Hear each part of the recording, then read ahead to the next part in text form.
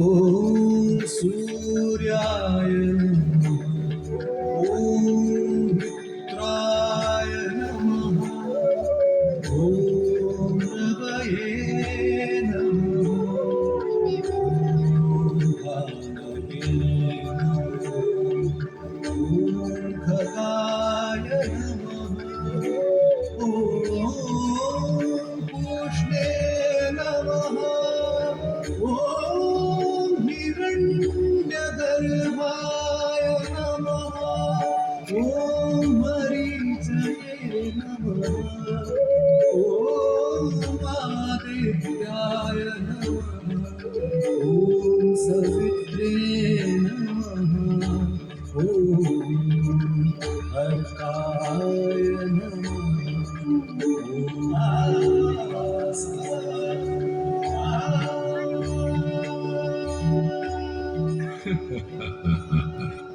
अगर आगे चलें तो शायद कभी न थकने वाले सूर्य के सहस्र नाम सुनते सुनते आप थक जाएंगे।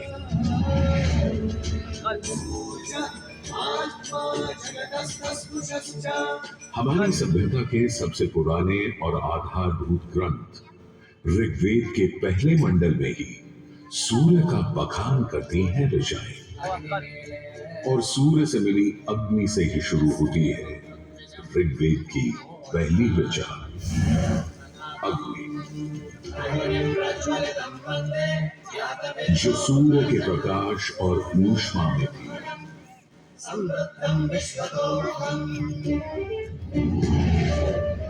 अग्नि जो दावानल और ज्वालामुखी में प्रलयंकारी विध्वंसक के रूप में विद्यमान थी। अग्नि जो चौखट पर पहरेदार तथा चूल्हे में एक मित्र के रूप में भी मौजूद थे।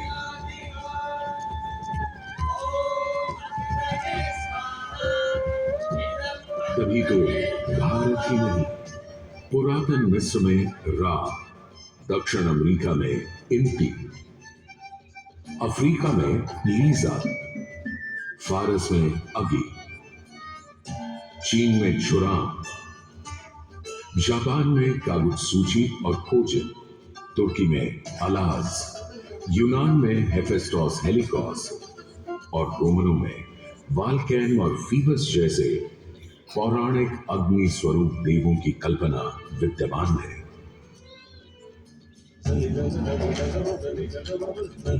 भारत में मान्यता है सूर्य ऋषि कश्यप और अदिति का पुत्र है। कहते हैं जब सूर्य की शादी विश्वकर्मा की पुत्री संजना से हुई तो संजना उसकी चमक से इतनी परेशान हो गई कि पिता विश्वकर्मा को छाया का निर्माण करना पड़ा, और तभी से चल रहा है सूरज की रोशनी के साथ धूप छांव का खेल। उन्होंने सूर्य के कुछ टुकड़े काटकर उसी से गढ़ दिए थे भगवान विष्णु का चक्र, शिव का त्रिशूल, कुबेर की गदा और कार्तिकेय का भाला।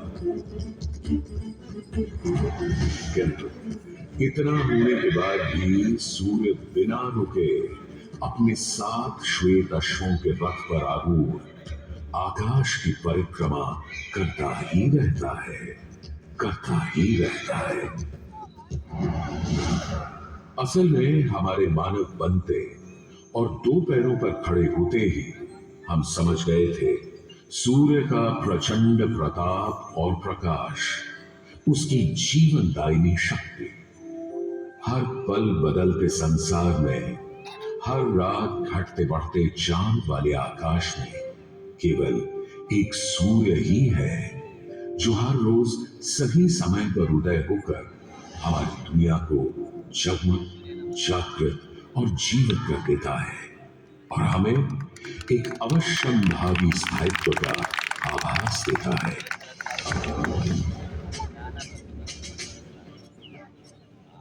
सूर्य से ही तो हमारी फसलें, फल, पक हमें भोजन देते हैं। सूर्य से ही तो हमें बादल और बारिश मिलती है। और सर्दियों में सूर्य जरा रूठा तो जीना दूभर हो जाता है। पेड़ों के पत्ते झड़ जाते हैं, वन्य जीवन गुप्त होकर लुप्त हो जाता है और पूरी दुनिया बेरंग सफेद हो जाती है।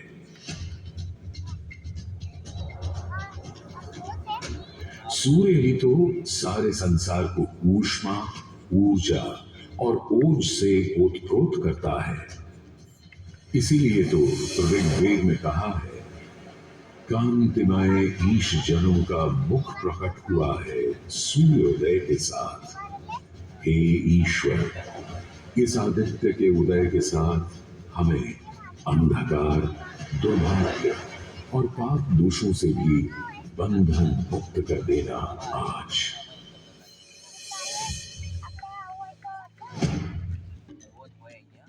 और अगर ग्रहण के समय सूर्य कुछ क्षणों को लुप्त हो जाए तो सारे संसार में हाहाकार मच जाता है।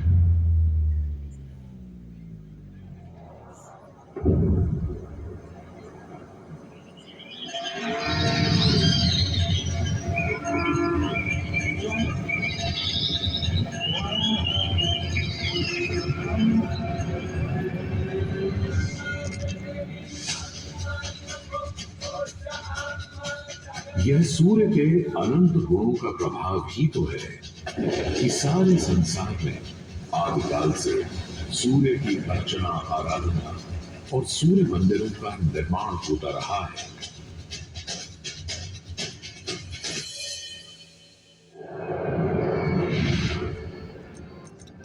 दक्षिण अमेरिका के इंका काल के सूर्य उपासना स्तूप, मिस्र के रामसेस मंदिर परिसर में स्थित सूर्य मंदिर,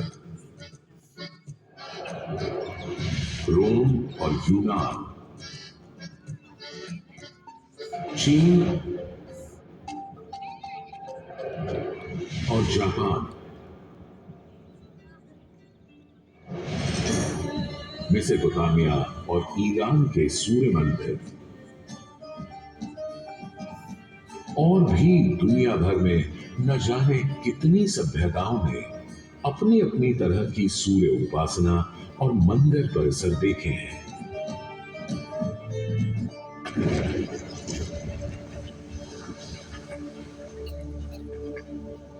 उत्तर में कश्मीर में बना मार्तंड मंदिर, जहां भारत भर के मंदिर परिसरों में सबसे विशाल है,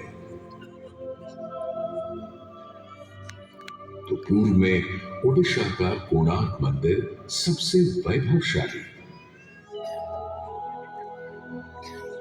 पूर्वोत्तर में असम और मणिपुर के सुंदर सूर्य मंदिर देखते बनते हैं, तो दक्षिण में तमिलनाडु, केरल, कर्नाटक आदि के सूर्य मंडप अपनी अलग छटा रखते हैं। उधर उत्तराखंड, उत्तर प्रदेश, बिहार, मध्य प्रदेश, हरियाणा और हिमाचल में भी सूर्य मंदिरों की हार माला सी बनी है।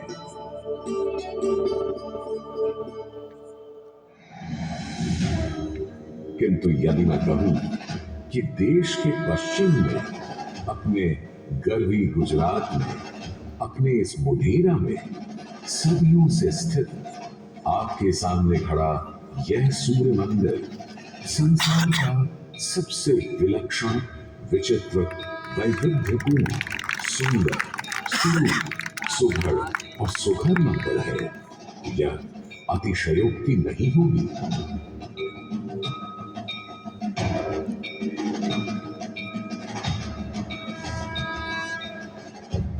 11वीं सदी में चालुक्य घराने के सूर्यवंशी सोलंकी सम्राट भीमदेव प्रथम ने तो यहां एक चमत्कार ही कर दिखाया। सम्राट भीमदेव प्रथम एक बड़े वीर और प्रतापी राजा थे। एक तरफ उन्होंने सोमनाथ का मंदिर तोड़ने वाले महमूद गजनवी से टक्कर ली और उसके तोड़े सोमनाथ को दोबारा से खड़ा किया, तो वहीं पूरे गुजरात में तमाम नए किले, मंदिर, तालाब और बाग बनवाए। उनके अद्भुत शिल्प प्रेम के आज तक साक्षी है सिद्धपुर का रुद्र महालय, पाटन का सहस्त्रलिंग तालाब, आबू और देलवाड़ा के मंदिर। वहीं उनकी प्रिय पत्नी रानी उदयमती ने बनवाई थी रानी की बाग।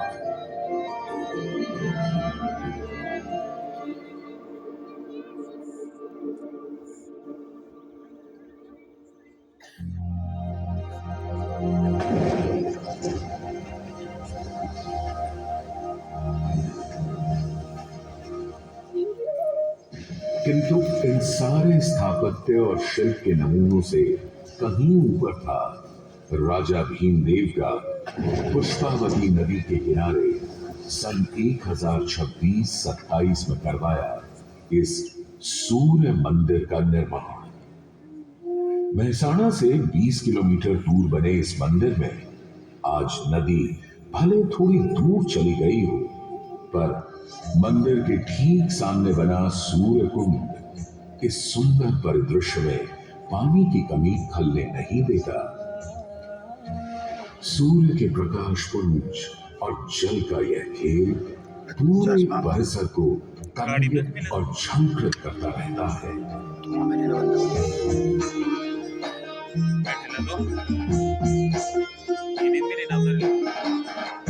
मंदिर के ठीक सामने बने विशाल कुंड में 108 छोटे बड़े मंदिर और उनमें रखी विविध देवी देवताओं की मूर्तियां इस मंदिर को एक अलग खास चरित्र दे देते हैं।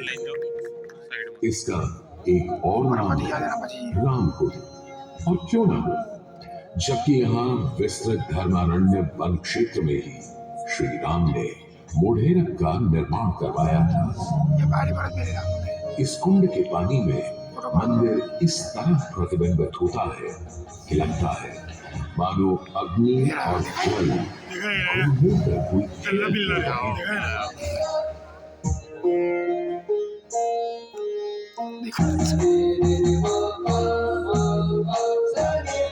तालाब की तरफ से सीढ़ियां चढ़ते ही एक सुंदर तोरण आपका स्वागत करता है। तोरण से होते हुए जैसे ही आप मंदिर के पास पहुंचते हैं, एक नया संसार सामने आ खड़ा होता है।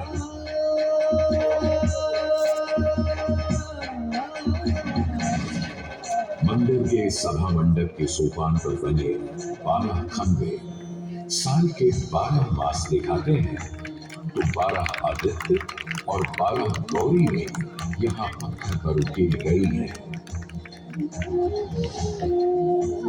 सूर्य देव को समर्पित इस मंदिर में और ब्रह्मा भी विद्यमान है, और इस मंडप के हर कोने में खड़े हैं 10 लोकपाल, यानी इंद्र, वायु, अग्नि और कुबेर जैसे देव। आज भी हजारों तीर्थयात्री यहाँ उत्तरार्ध महोत्सव मनाने और सूर्य को प्रणाम करने आते हैं। इस हेरिटेज साइट पर हजारों देशी विदेशी सैलानी भारत के इस विलक्षण सूर्य मंदिर को देखने, समझने, इसकी वैज्ञानिक पहेलियों को बूझने चले आते हैं। संसार और विशेषकर भारत में बने अधिकतर सूर्य मंदिरों की तरह मोढेरा के मंदिर को बहुत वैज्ञानिक सोच समझ से बनाया गया है। पूर्व पश्चिम धुरी पर पूर्वोन्मुखी यह मंदिर इस तरह रचा गया है कि विषुव पर्व के दिन, यानी उस दिन जब दिन और रात ठीक बराबर होते हैं, सूर्य की पहली किरण सीधे गर्भगृह में स्थापित सूर्य प्रतिमा पर ही गिरती थी।